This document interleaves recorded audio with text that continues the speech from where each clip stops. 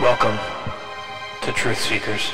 Hello friends, and welcome to the Seiker podcast at Service of Change, where we challenge reality, question what we've been taught in hopes of inspiring a new direction of thought to bring about change.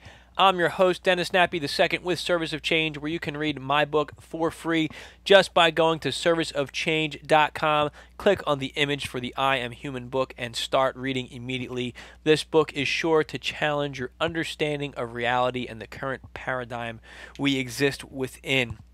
Another great update, book number 2 in the I Am Human series, Food for the Archons.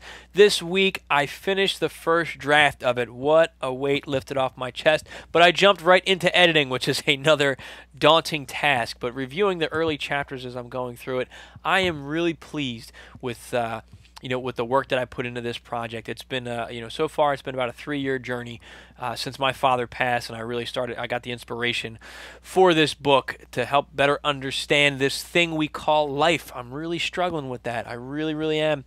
I want to talk about that a little bit on tonight's show, just talking about really how do we find that balance? Because it's so hard to do something. I'm at a point right now where I'm overwhelmed. I feel pulled in so many different directions. I'm going to jump into that in a minute. There's another news article that came across my feed. It's up on the Facebook feed as well. If you haven't liked me on Facebook, I ask you to do that. You can find the link right through the serviceofchange.com page. I'm over there on the left-hand side. Just hit that like button. It helps support it. Really, Facebook is only showing 1 to 2 people my posts right now because of this crazy algorithm that they have. So if you're on the page, just hit a like button, hit a comment, something. It helps the page to show this stuff to more people, because I'm sharing popular stuff that's from all over the place. So anyway, let me stop plugging myself here. A really interesting story came across the feed. I found this one on Unknown Country, but it's also on it's all over the place. There's also an article on CNN about it, and pretty much every other news feed right now. An Earth-like planet has been found orbiting the closest star to Earth. So close we'll soon be able to reach it. That is fascinatingly exciting that we have found an Earth-like planet. It could contain life on there. I don't know what type of life, what form it would be in, but that planet is within they say the habitable zone. I think I'm saying that correctly. Basically, it matches Earth-like conditions due to its proximity to the sun. I think it's 1.5 times bigger than our planet. My hypothetical question to all of you out there is, if you were offered an opportunity to travel to that planet on a one-way ticket to colonize it for humanity, would you take that journey? I think about that a lot, and there's a lot of times where my answer is yes, I would. Now, it's different because I have, a wife and 2 young kids, and I don't know that it's fair to them to drag them trouncing across the universe, especially my kids being at the age that they are. But getting lost in the fantasy realm, I think that would be an amazing adventure. And part of it is, hey, maybe a fresh start is what we all need. That goes through my head a lot. But I think it's a really neat thing. A CNN article reported that they may be, we're a couple centuries away from sending robots there. This is my non-scientist, non-physicist, astronaut opinion here, but I really don't know that it's going to take that long. Of course, I have nothing to base that on, but that'd be pretty cool if we go out and explore it. But I do worry, given the human condition of, let me find it, I'm going to stick a flag in the ground, claim it as my own, and harvest all the natural resources, regardless of the impact that it has the life on that planet. That does worry me about, whatever's out there, and if whatever's out there is aware of our tendency to do that, like termites and parasites, then maybe they would prevent us from going to visit and explore anywhere but the planet Earth. it's kind of a segue into what I want to talk about, on this show, this episode of the Seiker podcast. I had a serious discussion with someone close to me just last evening, and we talked about a lot of stuff. I don't always throw out there, in my personal relationships, the things I talk about on the show. At least I don't go into this level of detail unless I see a window where somebody opens the door and allows me to do so. But they made a couple comments where, it sounded like, hey, Dennis, your view of the world is negative, and it just got me really reflecting on that. And I guess that's because I see a lot of things wrong with the world. I do see a lot of things right with the world too, though. So it's just one of those statements that really, hit me hard. And all day I just been feeling kind of bummed and down and thinking about, what is my viewpoint? What is the message that I'm putting out there? Because in my head, the message that I'm putting out there is, well, here's the bad stuff, but here's what we can do about it. And then I started thinking, am I doing enough? Am I practicing what I'm preaching? And I could say yes, but at the same time, no, I don't feel like I'm doing enough. So I want to talk about balance, and I guess moving forward, what I'd like to do to find a better balance in my life as I try to make this world a better place for my kids. Because the reality is, I'm not going to change the entire world. I'm not going to do that. I am just one person.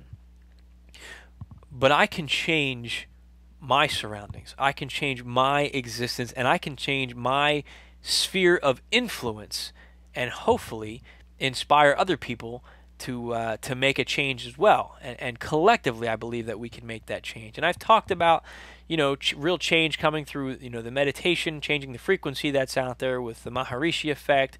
There's another show about that, affecting the levels of violence in an area through meditation, through social coherence. I did another show on that one talking about the influence over people's emotions through your heart and the electromagnetic field that's generated. So there's a lot of good stuff out there. The problem is, when I read an article, when I see something on a news feed, or hear something in the news, or just have a random thought, I look at it, well, crime's bad. The economy in the United States is bad. Climate change is terrifying. There's multiple species going extinct. The treatment of the animals that we call food is absolutely horrendous. GMOs, our food is poison. Big pharma is getting everybody addicted to drugs, and the medical industry is not treating healthcare. They're pushing pills on people, and I can go on and on and on. And this is what goes through my head. Wrap into that, some of my experiences between the military and police work. Life is one big risk sometimes in my head, and I have to ground myself. And so this is something that I struggle with. And if you're a truth seeker, somebody who looks into these types of things and reads the conspiracy theories, it's hard not to walk around and say, oh my gosh, the world is ending, the world is falling apart. And I have to step back and say, you know what? This stuff has been going on for a very long time, and it always seems like the world is ending. And I think despite me saying that all the time, I think sometimes I get wrapped up into that. And and last night I kind of opened up a little bit, and I was upset. I was like, look, every time I try to do something, I feel like it's not enough. Somebody says, hey, you did a good job with this, and I'm like, well, I'm still not doing enough. I think I focused on trash and recycling. I can't believe the amount of trash I put out in the garbage each and every week. It's ridiculous, the amount of trash that goes out there. And so the person I was talking to said, hey, you've got a ton of great ideas, but you need to pick one and refine that. And it was funny because I've said that word for word in previous shows. You want to make a difference, you're not going to be able to handle everything at once. Pick one thing. And I think this needed to be a reality check for me. I need to kind of ground myself and step back, and I need to pick one thing again. It's tough. It's tough because everything seems so equally important. But I really struggle with with the food system and what we're putting into our bodies, because that has such a profound impact on so many different levels. It affects our health. It has, I struggle with, what's happening to the animals that are being killed. How are they being treated? That's not, I'm supporting that when I'm eating the food. It creates a lot of unnecessary waste and pollution. And, I can go on and on and on. This is all the anxiety that I get in me, and I try to do this. I try to avoid eating this type of food. I try to, ingest only these types of food. I make my own medicine, and my brain is just all over the place. But I think that I really need to just take a step back, come up with a plan on how I can ease that anxiety and solve the problem. So I'm kind of working through this on the air right now. So forgive me. It's something new that I'm trying. But, my thoughts on this are, well, I'd really like to grow more of my own food. Now, where I live, it's difficult. I live in the mountains. In the particular area that I live in, it's tough to have a garden. Plus, we have deer and stuff that come around and eat all your plants anyway. But I'd like to do something inside.